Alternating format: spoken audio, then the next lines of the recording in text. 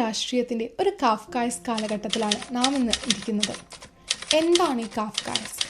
France Kafka എന്ന വിഖ്യാത എഴുത്തുകാരൻ്റെ the metamorphosis എന്നൊരു ലോകപ്രശസ്തമായ കഥയുണ്ട്. ഒരു സുപ്രഭാതത്തിൽ ഉറക്കമുണരുമ്പോൾ താനൊരു വലിയ പാറ്റയായി മാറിയതായി തിരിച്ചറിയുന്ന ഗ്രിഗർ സാംസ എന്ന കഥാപാത്രത്തിൻ്റെ ഒരവസ്ഥയാണത്. അധികാരവർഗത്തിൻ്റെ യാന്ത്രികതയും ക്രൂരതയും ഭരണകൂടത്തിൻ്റെ ചുവപ്പ് നാടകങ്ങളും സാധാരണ മനുഷ്യനെ വെറും കീടങ്ങളാക്കി മാറ്റുന്ന ശ്വാസം മുട്ടിക്കുന്ന ഒരവസ്ഥയാണ് ലോകം കാഫ്കായസ്ക് എന്ന് വിളിക്കുന്നത്. കഴിഞ്ഞ കുറച്ച് ദിവസങ്ങളായി നിങ്ങൾ വാർത്തകൾ ശ്രദ്ധിക്കുന്നുണ്ടെങ്കിൽ ഈ കോലാഹലം എന്താണെന്ന് ഏറെക്കുറെ മനസ്സിലായി കാണും. രാജ്യത്തെ പരമോന്നത നീതിപീഠത്തിലിരുന്ന് ചീഫ് ജസ്റ്റിസ് തികച്ചും ലാഘവത്തോടെ ഒരു വാക്ക് പറഞ്ഞു. തൊഴിലില്ലാത്ത, വ്യവസ്ഥിതിയോട് ചോദ്യങ്ങൾ ചോദിക്കുന്ന ചെറുപ്പക്കാരെയും ആക്ടിവിസ്റ്റുകളെയും അദ്ദേഹം വിളിച്ചത് പാറ്റകൾ അഥവാ കോക്രോച്ചസ് എന്നാണ്. ചരിത്രം പരിശോധിച്ചാൽ കൃത്യമായി മനസ്സിലാകും ഭരണകൂടങ്ങൾ പൗരന്മാരെ ചിതലുകളെന്നും കീടങ്ങളെന്നും എലികളെന്നുമെല്ലാം വിളിക്കുന്നത് എന്തിനാണെന്ന്. അത് സത്യം പറഞ്ഞ ഒരു ഫാസിസ്റ്റ് തന്ത്രമാണ്. പക്ഷേ ഇൻ്റർനെറ്റിൽ വളർന്ന ഒരു തലമുറയുടെ മനോവീര്യത്തെ ഇന്ത്യയിലെ പരമോന്നത നീതിപീഠം ശരിക്കും പറഞ്ഞ കുറച്ചു കണ്ടു. 24 മണിക്കൂറിനുള്ളിൽ ആ അധിക്ഷേപത്തെ അവർ ഒരു ആയുധമാക്കി മാറ്റി. അങ്ങനെയാണ് ഇന്ത്യയിൽ കോക്രോച്ച് ജനതാ പാർട്ടി അഥവാ CJP ജനിക്കുന്നത്.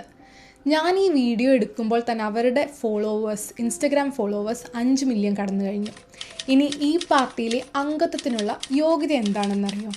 ഒന്നാമത് തൊഴിലില്ലായ്മ, സാഹചര്യം കൊണ്ടോ അല്ലാതെയോ, അലസത, എപ്പോഴും ഓൺലൈനിലായിരിക്കുക, പിന്നെ അനീതിക്കെതിരെ പ്രൊഫഷണലായി പ്രതികരിക്കാനുള്ള കഴിവ്.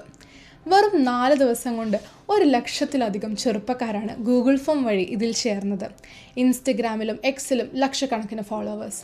മഹുവ മൊയ്ത്രയെ പോലുള്ള പാർലമെൻ്ററി അംഗങ്ങൾ പോലും പരസ്യമായി മെമ്പർഷിപ്പ് ചോദിക്കുന്ന അവസ്ഥ. ഒരു പൊളിറ്റിക്കൽ സറ്റയർ പരിഹാസമായി തുടങ്ങിയ ഈ മൂവ്മെൻറ്റ് ഇന്ന് ഇന്ത്യൻ രാഷ്ട്രീയത്തിലെ ഏറ്റവും വലിയ സെൻസേഷനാണ്. ഇത് പെട്ടെന്ന് പൊട്ടിമുളച്ചൊരു കാര്യമായി എനിക്ക് തോന്നുന്നില്ല. കുറേ നാളായി നമ്മുടെ യുവാക്കൾക്കുള്ള ഒരു ഫ്രസ്ട്രേഷൻ കാണിക്കാൻ ഒരു വേദിയായി ഇത് മാറി. എന്തുകൊണ്ടാണ് അവർ കൊടികളും പിടിച്ച് തെരുവിലിറങ്ങി സമരം ചെയ്യാത്തതെന്ന് നിങ്ങൾ ചോദിച്ചേക്കാം. കാരണം നീതിക്ക് വേണ്ടി ഇവിടെ നിഷ്കളങ്കമായി തെരുവിലിറങ്ങിയാൽ സിസ്റ്റം തിരികെ നൽകുന്നത് കണ്ണീർ വാതകവും ഇൻ്റർനെറ്റ് റദ്ദാക്കലും ഒടുവിലൊരു UAPA കേസുമാണ്. 15,000 രൂപയുടെ എൻട്രി ലെവൽ ജോലിക്ക് 5 വർഷത്തെ പ്രവൃത്തി പരിചയം ചോദിക്കുന്ന, നീറ്റ് പോലുള്ള പരീക്ഷാ പേപ്പറുകൾ ചോരുന്ന ഒരു സിസ്റ്റത്തോട് സത്യം പറഞ്ഞ യുവാക്കൾക്ക് മടുപ്പാണ്. അധികാരത്തിൻ്റെ ലാത്തികൾക്ക് നേരിട്ടുള്ള സമരങ്ങളെ അടിച്ചമർത്താൻ അറിയാം, പക്ഷേ ഒരു മീമിനെ ലാത്തി ചാർജ് ചെയ്യാൻ പറ്റില്ലല്ലോ.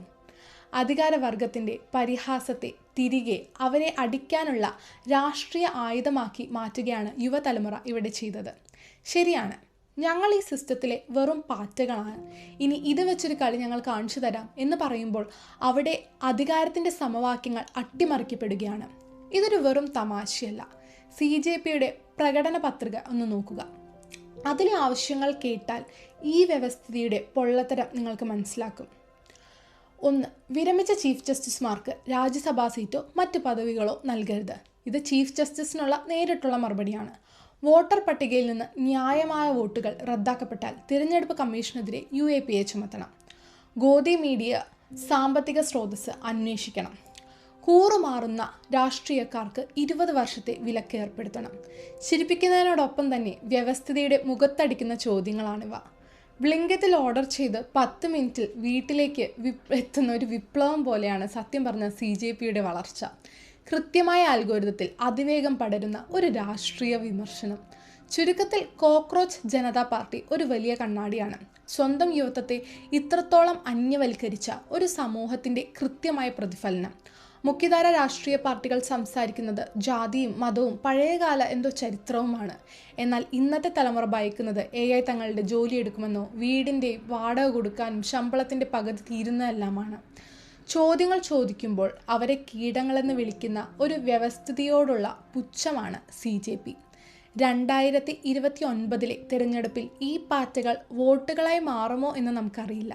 പക്ഷേ അവർ ഒരു കാര്യം തെളിയിച്ചു കഴിഞ്ഞു. യുവതലമുറയെ നിങ്ങൾ വീണ്ടും വീണ്ടും ചവിട്ടിമെതിക്കാൻ ശ്രമിച്ചാൽ അവർ സംഘടിക്കാൻ. പാറ്റകളുടെ ഏറ്റവും വലിയ പ്രത്യേകത എന്താണ്? ഏത് വലിയ പ്രതിസന്ധിയിലും ലോകം അവസാനിപ്പിച്ചേക്കാവുന്ന ആണവ യുദ്ധത്തിൽ പോലും അവ പിടിച്ചു നിൽക്കും. നന്ദി.